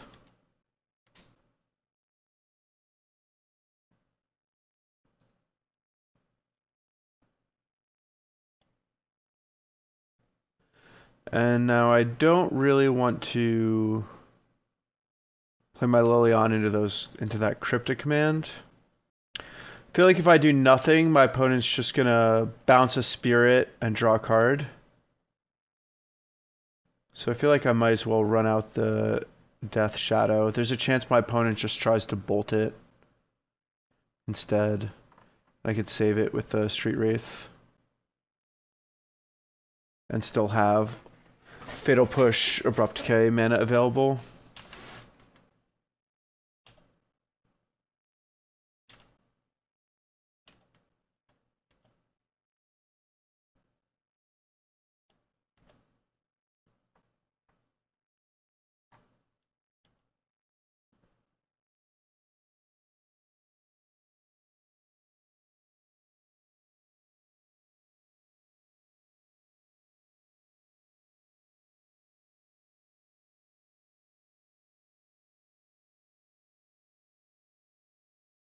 So this game is not going particularly well.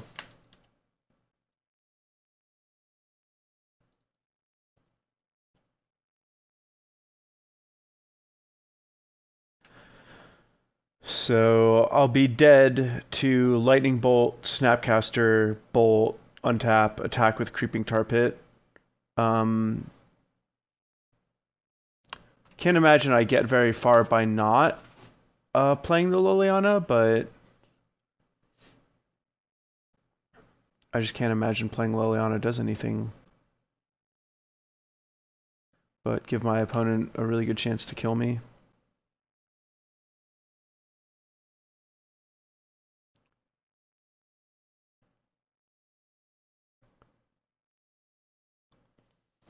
Oh, that's annoying.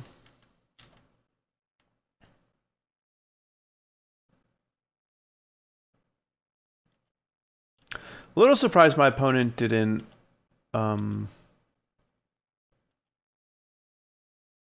choose to bounce one of my spirits.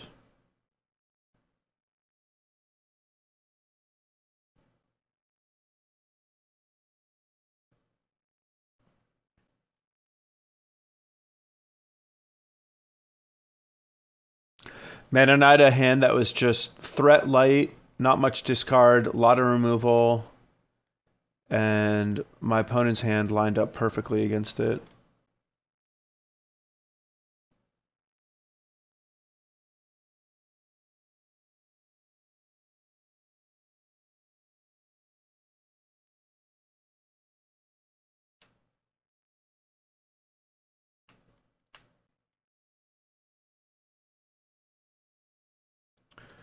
Do not really want that card. See if my opponent will allow me to cast this.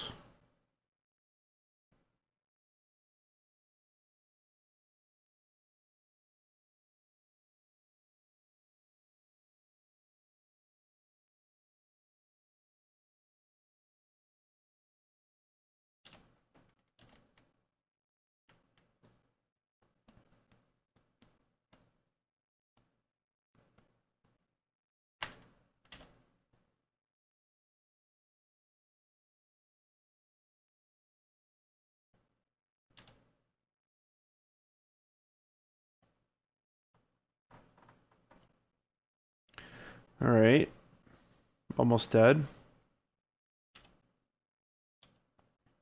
So Snapcaster or the Creeping Tar Pit will kill me. I've got a Fatal Push for the Tar Pit, but Snapcaster will be game.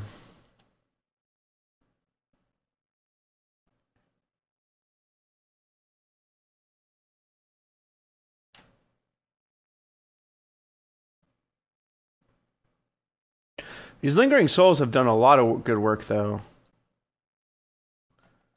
I was pretty impressed by that. I mean, they're basically the only thing I have going on.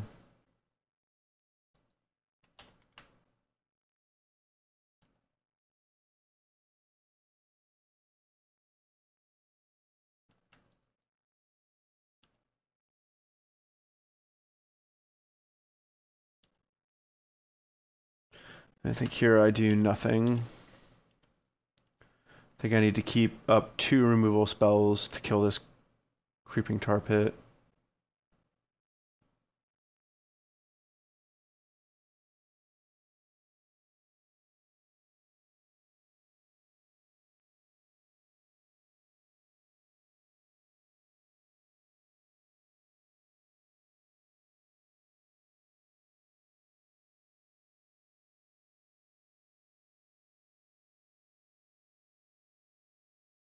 And at 2, my opponent just needs Snapcaster Mage, Kolaghan's Command, Lightning Bolt, even Counter Squall would kill me, which is pretty unreal.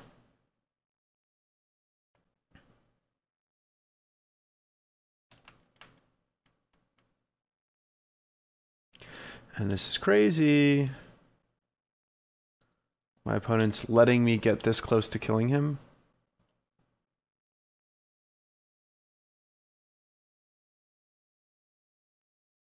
Expect like a flurry of spells at this point.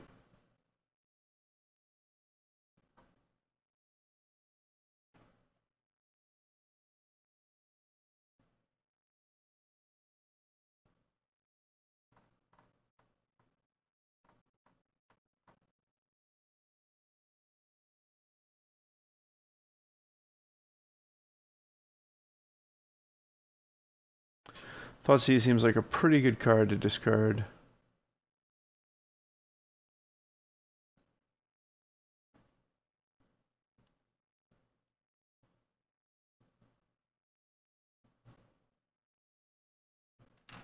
So my opponent has enough mana to attack with Creeping Tar Pit and have Cryptic Command up.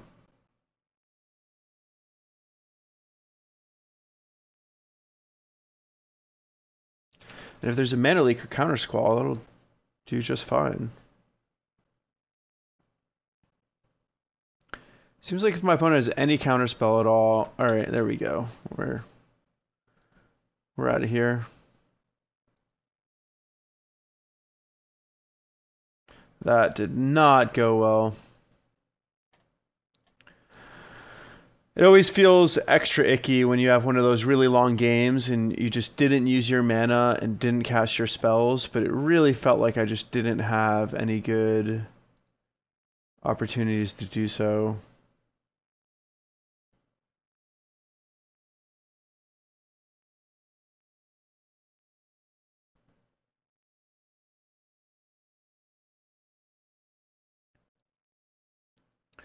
So for removal, I have Charm, Collective Brutality, Maelstrom Pulse. That's obviously a little light on removal, but I do technically still have Liliana. I have 1 mana discard, and I really don't want a lot of removal against my opponent. What's nice about this, though, is other than the Maelstrom Pulse, all of the other ones I can kind of just fire off. Like Selesnya Charm might come in handy to protect one of my creatures from a lightning bolt, or I can just play it as a surprise threat. Orzhov Charm, also surprise threat. Collective Brutality, also a duress effect. So I feel pretty good about this post-board configuration. I really hope it works out. We had such a nice start, but have not gone so well. Ugh. This is a hand that I'm not excited about, but 3, 4, 5, 6, 7. We get to, just as the hand stands, we get to knock ourselves down to 13 by turn 2. Oh, I think I'm going to keep it. It's like too good, just go turn 1 Thoughtseize into threat against these decks. And if I find any other way to lose life, then I'm golden. And that's perfect.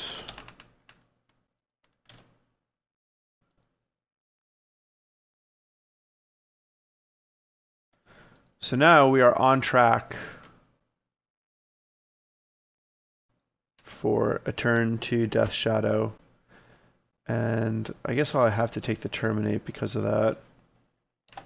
So my opponent will be with this Counter Squall, Command, Snap, Snare, Tarn, Delta. So I'm going to play... This Thoughtseize is going to knock me down to 16. I'm going to play a fetch land and go to 13. Play the Wraith, go to 12. Play my... Or no, go to 11. My Death Shadow will be a 2/2. And then my opponent will go and play a second land. And then I'll be able to play Temple Garden, making my Death Shadow a 4/4 before my opponent has Kolaghan's mana available. So I think that's high enough upside.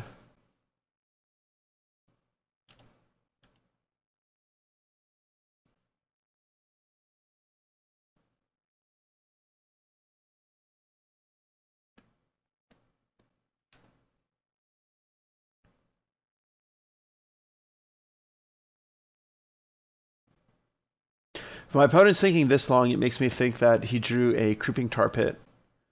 Because playing Creeping Tar Pit or a fetch land is like kind of something that you would want to think about, but niche enough where my opponent may not have already thought about it. Ooh, there we go. There we go. This Death Shadow is going to be huge. And I potentially get that Snapcaster.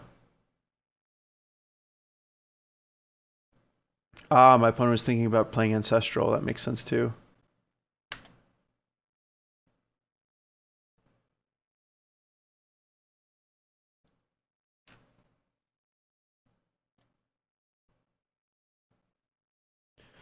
So I do have to be a little concerned about potentially Blood Moon, but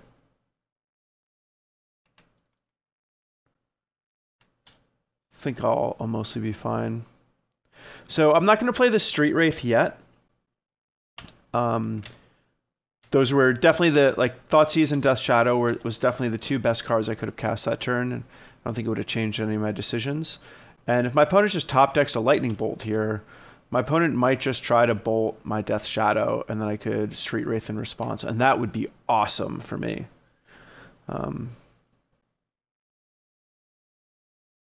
Basic Swamp. That's suspicious. Oh, Tassiger. Okay.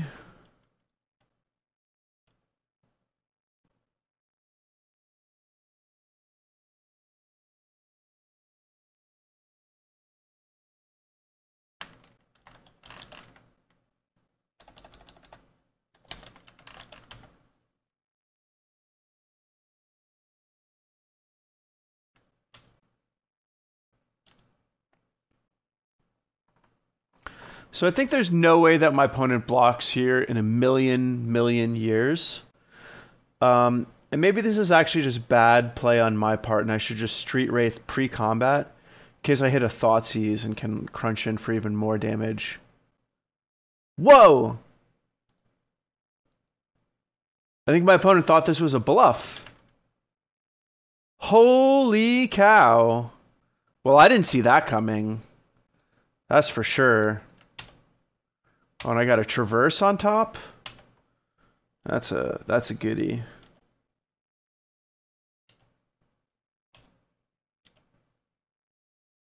Wow, I can't believe my opponent blocked there. Unbelievable.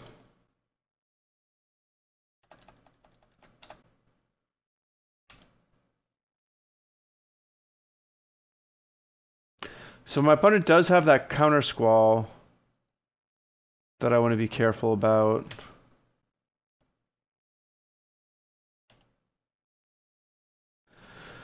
So I could crack my fetch land to put my opponent on a 2-turn clock.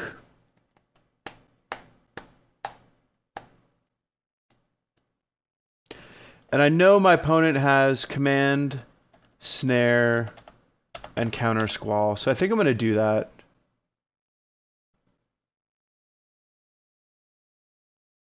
I think that's worth doing.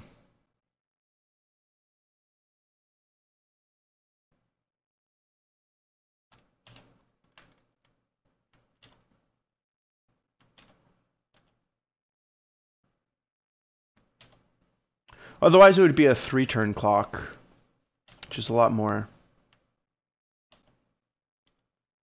And even if my opponent draws a land here, my opponent will have to bounce my Death Shadow, allowing me to replay the Death Shadow and play the Traverse and another threat while my opponent's tapped out. So 1 top, 1 bottom.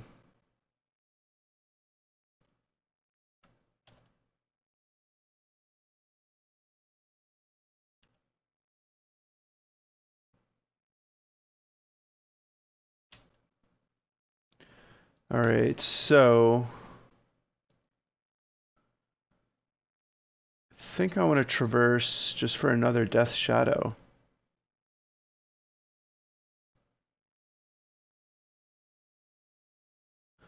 Could also get a Renegade Rallier, but I think I really want a lethal threat. Could also get Ranger of Eos, but my opponent has that Cryptic Command, so I think I really want to play 2 threats this turn. And I think that Tarmogoyf and Death Shadow are going to be just what the doctor ordered. I could also do Tarmogoyf and Scavenging Ooze, which would... No, my opponent has Kolaghan's Command still. So... yeah, I'll just get a... I could get Renegade Rallier. No, I'm just going to get Death Shadow.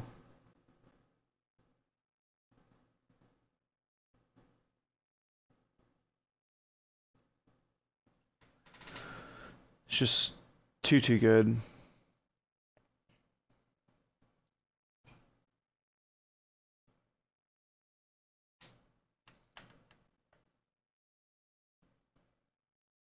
Oh no! I forgot about that.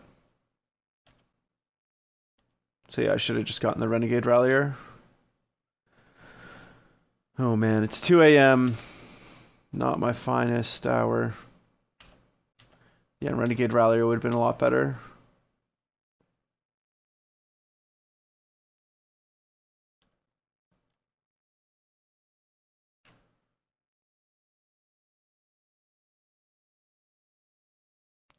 Now everything is going according to my opponent's plan. Oh, it's Kolaghan's Command, not Cryptic Command.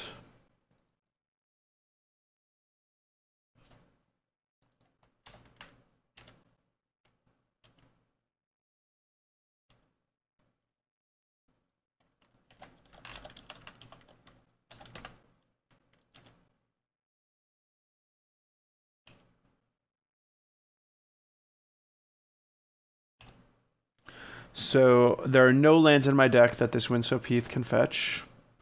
So that's a problem.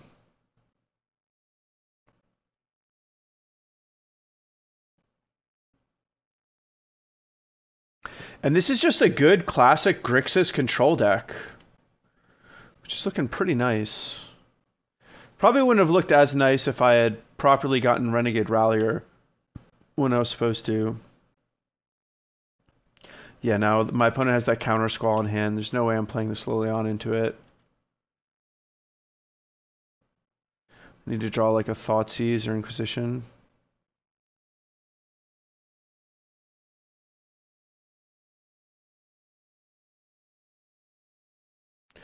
My opponent has successfully slowed the game down so that he can get full value out of all of his cards. Alright, well if I'm gonna have 2 Lilianas. Now I'm just dead to a Snapcaster or a Lightning Bolt. But I mean, if I got 2... This feels awful.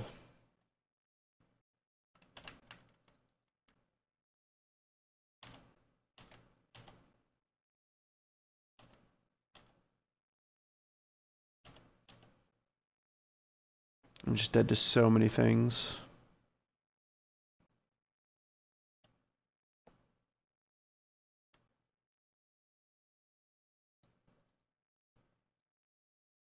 Might as well play around Mana Leak.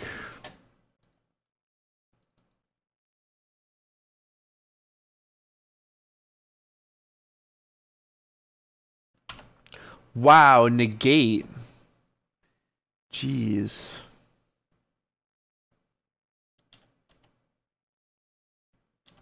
Actually, I wouldn't mind drawing that Scavenging Ooze. Oh, this is a thing.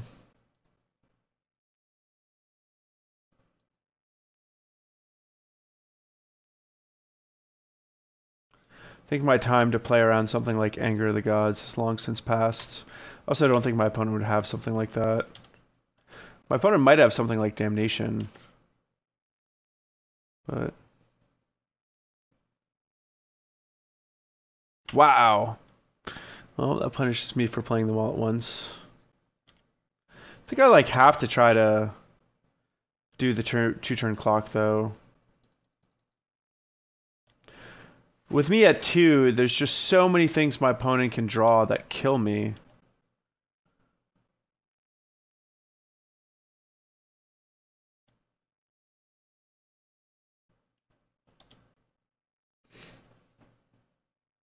Oh, this is crazy.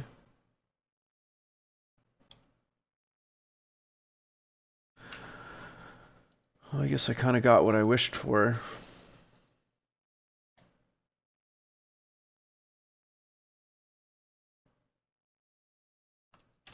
That'll do.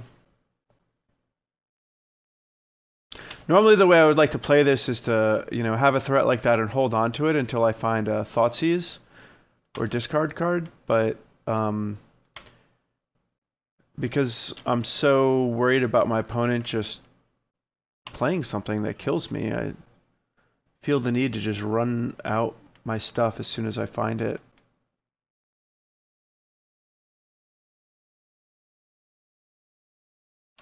Man, and this is the game where my opponent just chump blocked with his Tasigur. Feel like a buffoon.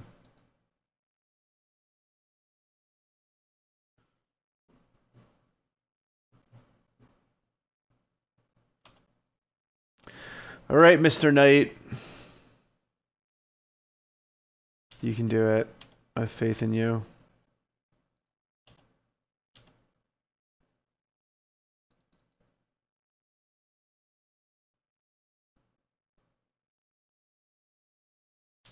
All right. That deals with Lingering Souls, and it doesn't kill me. Funny enough.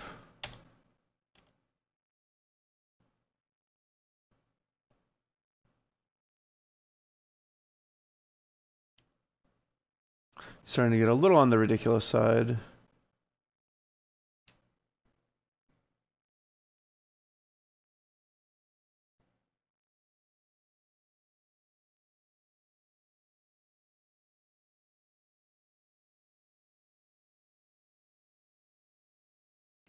Can I get a removal spell?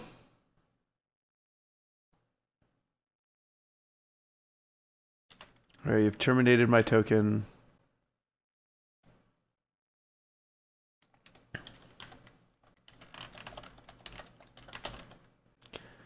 All right.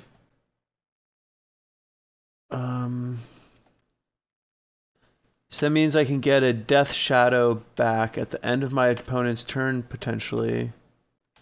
Make him chump block with the Izzet Staticaster and then play the Damnation. Oh no, Creeping Tar Pit!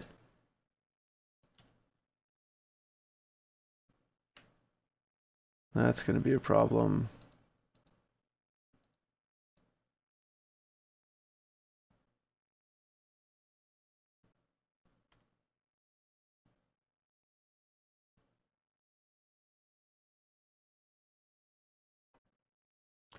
So I already used my Selesnya Charm.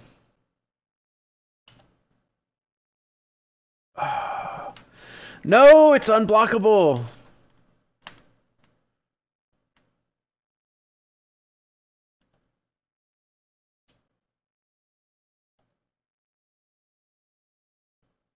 And it's so clear here that I don't have a removal spell. Otherwise, I just would have used it on the Izzet Staticaster and killed my opponent.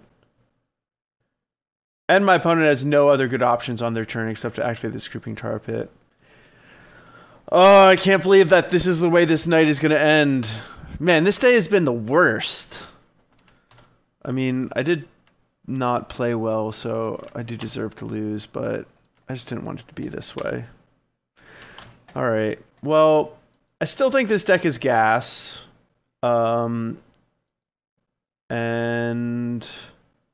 there's a lot of similar iterations of this. The interactive spells are kind of like a, you know, chef du jour sort of thing where people just play whatever they like. I think I liked playing only 3 Traverse the Ulvenwalds, although we did see some situations where I was stuck on 1 land hands that weren't completely ideal. I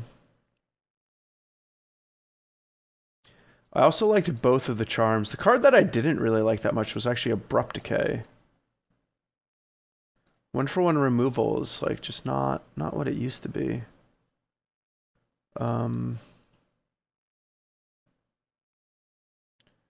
Yeah, I don't know.